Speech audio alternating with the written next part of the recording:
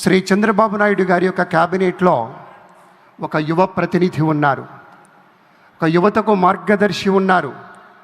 యువగళం పాదయాత్ర పేరుతో 226 రోజుల పాటు 4000 కిలోమీటర్లు రాష్ట్రమంతా తిరిగి సదవగాహనతోటి ప్రజా ప్రత్యక్ష అనుబంధం కలిగినటువంటి నేతగా, ఆధునిక ఆలోచనలకు ప్రతినిధిగా, రాష్ట్ర మానవ వనరుల అభివృద్ధి, IT, communications, electronics, real time governance శాఖ అమాత్యవర్యులు శ్రీ నారా లోకేష్ బాబు గారి తనయుడిగా కాదు, వారి యొక్క ఆలోచనలకు తనయుడుగా అన్నట్టుగా ఈ రాష్ట్ర అభివృద్ధికి కట్టుబడి నిబద్ధతతో కృషి చేస్తున్న శ్రీ నారా లోకేష్ గారిని మాట్లాడవలసిందిగా మనవి.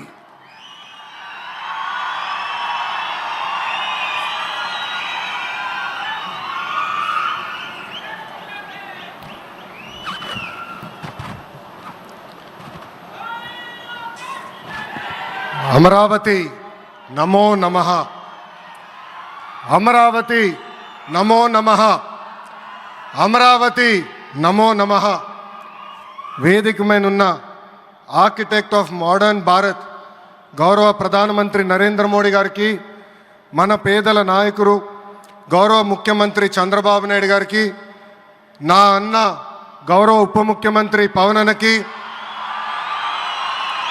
వేదిక పైన ఉన్న ఇతర గౌరవ పెద్దలకు, ప్రాణాలు సైతం లెక్క చేయకుండా అమరావతి కోసం పోరాడిన రైతులకు, ప్రజలకు నా హృదయపూర్వక నమస్కారాలు. ముందుగా పహల్గామ్ ఉగ్రవాద దాడిలో చనిపోయిన వారికి నేను నివాళులర్పిస్తున్నా. ఉగ్రవాదుల దాడిలో చనిపోయిన వారి కుటుంబానికి దేశం మొత్తం అండగా నిలబడుతుంది. పాకిస్తాన్ గీత దాటింది, అమాయకుల్ని చంపింది, చాలా పెద్ద తప్పు చేసింది. ఒక్క పాకిస్తాన్ కాదు, 100 పాకిస్తాన్లు వచ్చినా భారతదేశ నేలపై మొలిచిన గడ్డి కూడా పీకలేరు. 100 పాకిస్తాన్లకు సమాధానం చెప్పే ఒక్క మిసైల్ మన దగ్గర ఉంది. ఆ మిసైల్ ఏంటో తెలుసా? నమో గౌరవ ప్రధానమంత్రి నరేంద్ర మోడీ గారు. సింహం ముందల ఆటలు ఆడకూడదు, ఆడితే ఏమవుతుంది? మన సింహం నమో కొట్టే దెబ్బకి వరల్డ్ మ్యాప్లోనే పాకిస్తాన్ అని మిస్సింగ్ రావటం ఖాయం. ఈరోజు పాకిస్తాన్ ఆర్మీలో పనిచేసేవారు కొంతమంది రాజీనామా చేశారు, కొంతమంది సెలవులు పెట్టిపోయారు. దట్ ఈస్ మన నమో కొట్టే దెబ్బకి పాకిస్తాన్ దిమ్మ తిరుగుతాం ఖాయం. ఈరోజు నేను గర్వంగా చెప్పగలుగుతున్నా, ఎంటైర్ నేషన్ స్టాండ్స్ విత్ మన నమో. కేంద్రం ఈరోజు కులగణన చేయాలన్న నిర్ణయం తీసుకుంది. ఇది ఒక నిర్ణయం కాదు, ఇది ఒక సంచలనం. Wear others hesitated for decades, Namo acted, rewriting history with courage. True to his commitment to empower the marginalised and deprived, Namo's bold stroke will deliver social justice in it's truest form. నమో గారికి ఆంధ్రప్రదేశ్ అన్న, అమరావతి అన్న ఎంతో ప్రేమ. ఇప్పుడు ఆయన ఢిల్లీలో ఎంత బిజీగా ఉన్నారో మనందరూ తెలుసు. ఆయన ఈ కార్యక్రమానికి వచ్చారు. 2024 ఎన్నికల్లో ప్రజలు ఎన్డీఏ ప్రభుత్వానికి 94 సీట్లు గెలిపించారు. అందుకే మన ప్రధాని నమో గారు ఆంధ్రప్రదేశ్ కోరిన అన్ని కోరికలు తీరుస్తున్నారు. మొన్నే విశాఖపట్నానికి వచ్చి railway zone, NTPC green project, Nakkapalli bulk drug పార్క్కి నిధులు కేటాయించారు. ఏకంగా విశాఖపట్నం ఉక్కు ఫ్యాక్టరీని కాపాడారు. ఇప్పుడు అమరావతికి వచ్చి నిధులే కాదు పనులు కూడా ప్రారంభించబోతున్నారు. మనం ఒకసారి గతం కూడా గుర్తు చేసుకోవాలి. 2014లో రాష్ట్ర విభజన జరిగింది. కట్టుబట్టలతో మెడబట్టి మన బయటికి గెంటేశారు. ఎక్కడి నుంచి పరిపాలించాలో తెలియని పరిస్థితి. కానీ మన సిబిఎన్ గారికి సంక్షోభాలు కొత్త కాదు.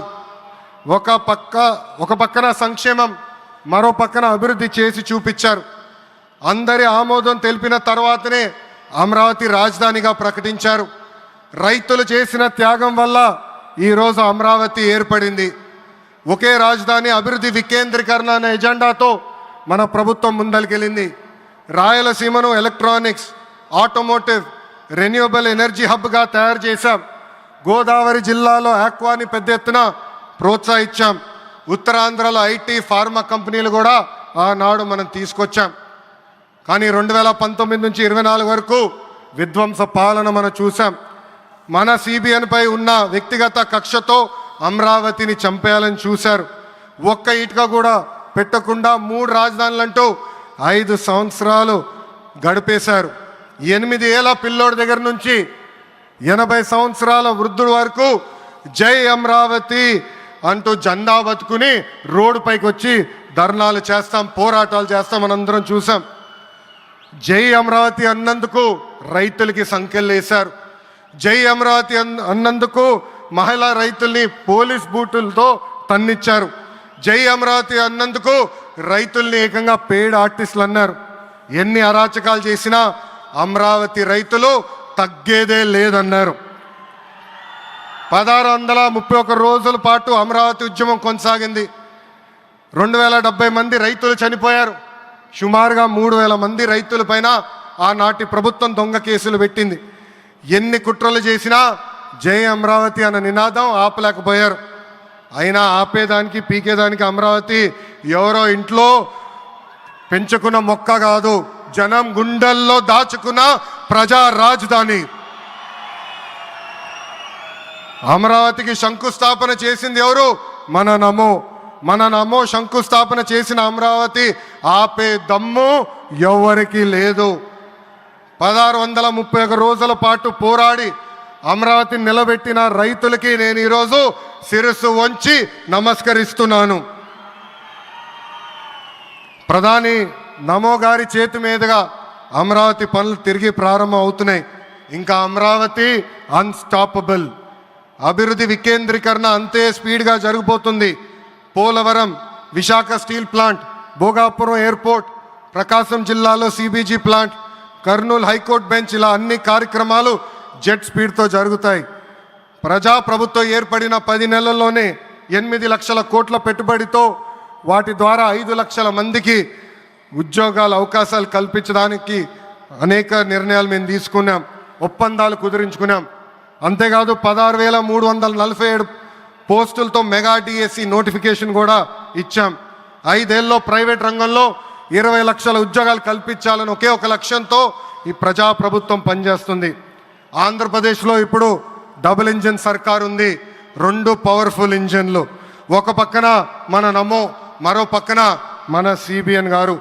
అభివృద్ధి సంక్షేమం అనేది జోడెద్దుల బండి. ఎన్ని ఇబ్బందులు ఉన్నా సంక్షేమ కార్యక్రమాలు అమలు చేస్తూ అభివృద్ధి పరుగులు పెట్టిస్తున్నారు మన సిబిఎన్, మన పవన్ అన్న. ఇంకా మనకి తిరిగే లేదు. ఇది తెలుపుకుంటూ గౌరవ ముఖ్యమంత్రి గారు ఎప్పుడూ మన పైన ప్రేమ చూపిస్తూనే ఉన్నారు. మనం అడిగిన అన్ని కోరికలు తీర్చుకుంటూనే వస్తున్నారు. నాకు తెలిసినంత వరకు ఏ రాష్ట్రాన్ని కూడా గౌరవ ప్రధానమంత్రి గారు ఇన్నిసార్లు వెళ్ళింది లేదు.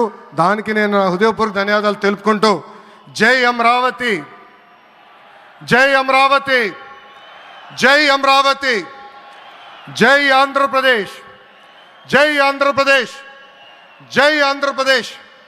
నరేంద్ర మోడీ గారి నాయకత్వం, నరేంద్ర మోడీ గారి నాయకత్వం, చంద్రబాబు నాయుడు గారి నాయకత్వం, పవన్ అన్న నాయకత్వం.